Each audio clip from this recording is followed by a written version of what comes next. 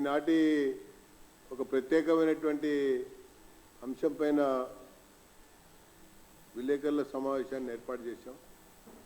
నాతో పాటు ఈ యొక్క ప్రెస్ కాన్ఫరెన్స్లో రాష్ట్ర బీజేపీ కార్యదర్శి శ్రీమతి శ్రీ గారు, అదే రకంగా రాష్ట్ర బీజేపీ మరో కార్యదర్శి శ్రీమతి ఉమారాణి గారు, అదే రకంగా నాగారం సంబంధించినటువంటి పురపాలక సంఘ చైర్మన్ అయినటువంటి చంద్రారెడ్డి గారు, కిసాన్ మోర్చా రాష్ట్ర ప్రధాన కార్యదర్శి జగన్మోహన్ రెడ్డి గారు, అలాగే నాగారం కౌన్సిలర్ అయినటువంటి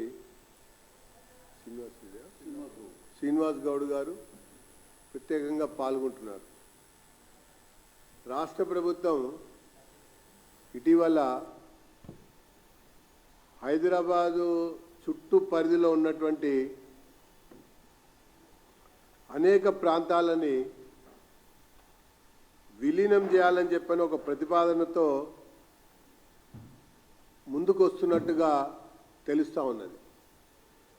8 కార్పొరేషన్లని, 20 పురపాలక సంఘాలని, 33 గ్రామ పంచాయతీలని, 61 పారిశ్రామిక వాడలని, కంటోన్మెంట్ బోర్డుని, వీటన్నిటినీ కలిపి జిహెచ్ఎంసీ యొక్క పరిధిని విస్తరింపజేసి ఒక ప్రత్యేకమైనటువంటి ఒక గ్రేటర్ సంస్థగా రూపొందించాలని చెప్పని ఆలోచనలు చేస్తున్నట్టుగా పత్రికల్లో వార్తలు చూస్తూ ఉన్నాం. మంత్రుల యొక్క ప్రకటనలు వింటూ ఉన్నాం. అధికారులు కూడా సూచాయిగా అక్కడక్కడ మాట్లాడుతున్నటువంటి ఒక విషయాల్ని తెలుసుకుంటా ఉన్నాం. కానీ ఒక అంశాన్ని మాత్రం ఆలోచించవలసినటువంటి అవసరం ఉన్నది. అసలు జిహెచ్ఎంసీగా హైదరాబాదు, సికింద్రాబాద్ యొక్క జిహెచ్ఎంసీ పరిధిలోనే మౌలిక వసతులని కల్పించడంలో అసలు జిహెచ్ఎంసీనే ఘోరంగా వైఫల్యం చెందింది. నిజాం నాటి కాలంలో ఉన్నటువంటి ఒక భూగర్భ డ్రైనేజ్ తప్పించి ఆ తర్వాత భూగర్భ డ్రైనేజీని ఆధునీకరించినటువంటి ఒక సందర్భమే లేనటువంటి ఒక దుస్థితిలో హైదరాబాదు నగరమే కొట్టుమిట్టాడుతుంది. కాబట్టి ప్రతినిత్యం ఈ మధ్య కాలంలో మోకాళ్ళలోతు నీళ్లు, నడుంలోతు నీళ్లు హైదరాబాద్ నడిబొడ్లోనే మనం చూస్తూ వచ్చాం. ఇక పోతే ఒక 15 సంవత్సరాల కిందట శివారులో ఉన్నటువంటి మున్సిపాలిటీలను కూడా విలీనం చేశారు. అంటే ఉప్పల్, కప్రా, ఎల్బీ నగర్, కుత్బుల్లాపూర్ ఈ రకంగా చేసేటప్పుడు కూడా ఆ శివారు ప్రాంతాలన్నింటినీ కూడా అభివృద్ధి చేస్తాం, అన్ని రకాలుగా మరి ముందుకు తీసుకెళ్ళటం కొరకే విలీనం చేస్తున్నామని చెప్పని పేర్కొన్నారు. ఆ సందర్భంలో కూడా అనేక పురపాలక సంఘాలు వ్యతిరేకించాయి, ప్రజాప్రతినిధులు వ్యతిరేకించారు, పౌరులు కూడా వ్యతిరేకించారు. అయినా కూడా అధికారం ఉందని, మందబలం ఉందన్నటువంటి ఒక ఆలోచన అభిప్రాయంతోన వాటినన్నింటినీ కూడా విలీనం చేశారు. ఇప్పుడు మళ్ళీ కొత్తగా ఔటర్ రింగ్ రోడ్ పరిధిలో ఉన్నటువంటి ఇప్పుడు నేను చెప్పినటువంటి స్థానిక సంస్థలన్నింటినీ కూడా నిర్వీర్యం చేస్తూ విలీనం చేయాలని చెప్పని సుదర్శన్ రెడ్డి గారు విలీనం చేయాలని చెప్పని ప్రయత్నం చేస్తూ ఉన్నారు. ఇది పూర్తిగా కూడా ప్రజల యొక్క ఆలోచనలకి భిన్నంగా ఆ గ్రామాలలో జరుగుతున్నటువంటి ఒక అనేక రకాల పరిణామాలకి వ్యతిరేకంగా తీసుకోబోయేటువంటి ఒక నిర్ణయంగా భారతీయ జనతా పార్టీ అభిప్రాయపడతా ఉన్నది. మీకు అధికారం ఇచ్చారు, కొత్తగా శాసనసభ ఏర్పడింది, ప్రభుత్వం వచ్చింది కదా అని చెప్పని మీకు ఇష్టం వచ్చినట్టుగా చేస్తామంటే ప్రజలు సహించరు అన్నటువంటి విషయాన్ని నేను తెలియజేస్తా ఉన్నా. ఇప్పుడు నేను చెప్పినట్టుగా ఈ 8 కార్పొరేషన్లు కూడా ఎన్నికైన కార్పొరేషన్లే, ఆ 20 మున్సిపాలిటీలు కూడా ఎన్నికైనటువంటి ప్రజాప్రతినిధులే, ఆ 33 గ్రామ పంచాయతీలు కూడా ప్రజలచే ఎన్నుకోబడ్డటువంటి ఒక స్థానిక సంస్థలే. ఇవన్నీ ఉండి కూడా వాళ్ళ అభిప్రాయాలు తీసుకోకుండా, వాళ్ళతో చర్చించకుండా ఈ ప్రయత్నం యొక్క ఫలితాలు ఏంటి అన్నటువంటి విషయాలు మాట్లాడకుండా ఏకపక్షంగా చేయాలనుకుంటున్నటువంటి ఆలోచన, అధికారాన్ని మీకు ఎవరిచ్చారని చెప్పని బీజేపీ సూటిగా ప్రశ్నిస్తోందని చెప్పని నేను ఈ సందర్భంగా తెలియజేస్తా ఉన్నా.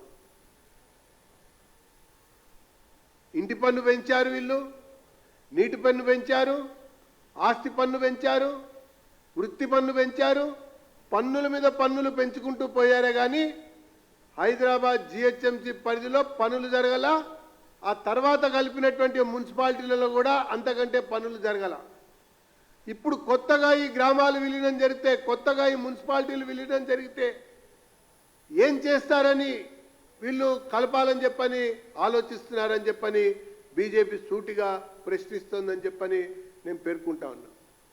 చంద్రబాబు నాయుడు గారు ముఖ్యమంత్రిగా ఉన్నప్పుడు, దేవేంద్ర గౌడ్ గారు రెవెన్యూ శాఖ, హోంమంత్రి శాఖ మంత్రిగా ఉన్నప్పుడు ఈ శివార్లలో భూగర్భ డ్రైనేజ్ జరిగింది. ఆ తర్వాత నుంచి ఇప్పటి వరకు కూడా జిహెచ్ఎంసీలో విలీనం చేసిన తర్వాత ఆ శివార్లో ఉన్నటువంటి ఏ డివిజన్లలో కూడా భూగర్భ డ్రైనేజీని ఆధునీకరించాల, చెరువులను అభివృద్ధి చేయాల, సుందరీకరణ చేయాల, పూడికలు తీయాల. అనేక కాలనీలలో ఇప్పటికీ మోకాళ్ళ లోతు నీళ్లు వర్షాకాలం వస్తే మనకు కనబడతా ఉంటుంది. పొంగుతున్నటువంటి డ్రైనేజీలు మనకి నిత్య దర్శనంగా కనబడుతున్నాయి. అవే అభివృద్ధి చేయనప్పుడు, వాటి కొరకే నిధులు వెచ్చించినప్పుడు ఈ కొత్త గ్రామాలు, కొత్త పురపాలక సంఘాలు, కొత్త కార్పొరేషన్లు విలీనం చేస్తే మరి ప్రజల్ని వంచడం కాదా, మోసగించడం కాదా, అభివృద్ధికి చేసేటువంటి ఒక అవకాశం లేని స్థితి కదా అని చెప్పని నేను పేర్కొంటా ఉన్నా. ఇకపోతే ఈ పంచాయతీలు, ఈ మున్సిపాలిటీలు ఆర్థికంగా నిలదొక్కున్నాయి. రాష్ట్ర ప్రభుత్వం సహకారం లేకపోయినా, నేరుగా నిధులు విడుదల చేయకపోయినా, నేను చెప్పినటువంటి కార్పొరేషన్లు, ఈ మున్సిపాలిటీలు, 33 గ్రామ పంచాయతీలు ప్రభుత్వపరమైనటువంటి సహకారం లేకపోయినా ఆ గ్రామ పంచాయతీ పరిధిలో ఉన్నటువంటి ఒక ఆదాయ వనరులతో కనీస వసతులు కల్పించుకుంటూ ఇంకా రాష్ట్ర ప్రభుత్వానికి రిజిస్ట్రేషన్కి సంబంధించినటువంటి ఒక ఆదాయాన్ని సమకూరుస్తున్నటువంటి స్థానిక సంస్థలు ఇవి. వీటిని నిర్వీర్యం చేస్తూ ఉన్నారు.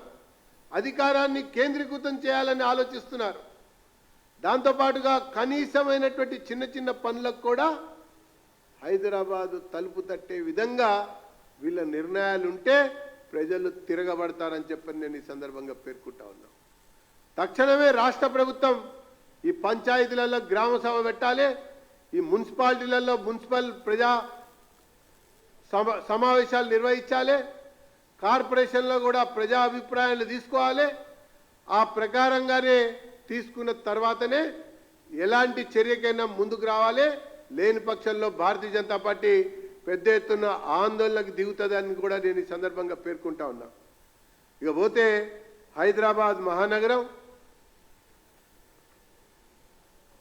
మాన్యువల్ మరణాలకి, కుంగిన నాలాలకి, కూలుతున్న భవనాలకి, కాలుతున్న భవనాలకి, ట్రాఫిక్ జామ్లకి, కాలుష్యం కోరలకి పెట్టింది పేరుగా ఈరోజు హైదరాబాద్ మహానగరం ఉంది. అసలు దీన్నే పట్టించుకునే నాదుడుగా గతంలో ఉన్నటువంటి తండ్రి కొడుకులు పట్టించుకోవాలా, ఇప్పుడు తన చేతిలోనే ఉన్నటువంటి ముఖ్యమంత్రి పురపాలక శాఖ ఈయన కూడా పట్టించుకోవటాలా.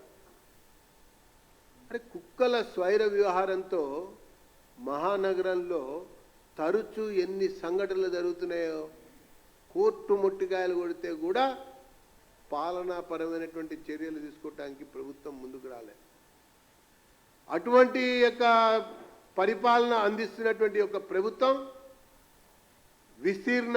విస్తీర్ణాన్ని పెంచితే, పరిధి విస్తరిస్తే, జనాభా పెరిగితే ఆదాయం కొల్లగొట్టడం కొరకే వీళ్ళు చేస్తూ ఉన్నారు. ఆదాయాన్ని గుంజుకోవడం కొరకే వీళ్ళు ఆలోచిస్తూ ఉన్నారు. ఇప్పటికి కూడా వ్యవసాయ పొలాలున్నాయి, వ్యవసాయ భూములున్నాయి, ఉద్యానవనాలున్నాయి, కుల వృత్తుల మీద జీవనం గడుపుతున్నటువంటి ఒక సంఘాలున్నాయి, కులాలున్నాయి. వీళ్ళందరి ఆశలని అడియాశలు చేయడం కొరకు ప్రభుత్వం ప్రయత్నం చేస్తున్నట్టుగా భావించాల్సి వస్తుందని చెప్పని పేర్కొంటూ, ప్రభుత్వం ఈ సంస్థలు ఈ సంబంధిత వ్యక్తులతో చర్చించాలి.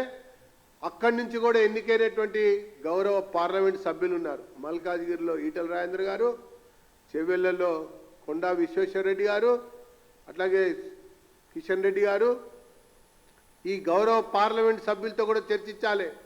స్థానిక పురపాలక సంఘ చైర్మన్లతో, కౌన్సిలర్లతో చర్చించాలి. కార్పొరేషన్ల యొక్క మేయర్లతో, కార్పొరేటర్లతో కూడా చర్చించాలి. పంచాయతీల కాల పరిమితి పూర్తయినా కూడా గ్రామ సభలు నిర్వహించి చర్చించాలి. అందరి అభిప్రాయాల మేరకే అడుగు ముందుకేయాలని చెప్పని ప్రభుత్వాన్ని హెచ్చరిస్తూ, మరి బీజేపీ దీనిపైన ఒక కార్యాచరణతో ముందుకు పోతుందని చెప్పని నేను పేర్కొంటూ తెలియజేస్తా ఉన్నా.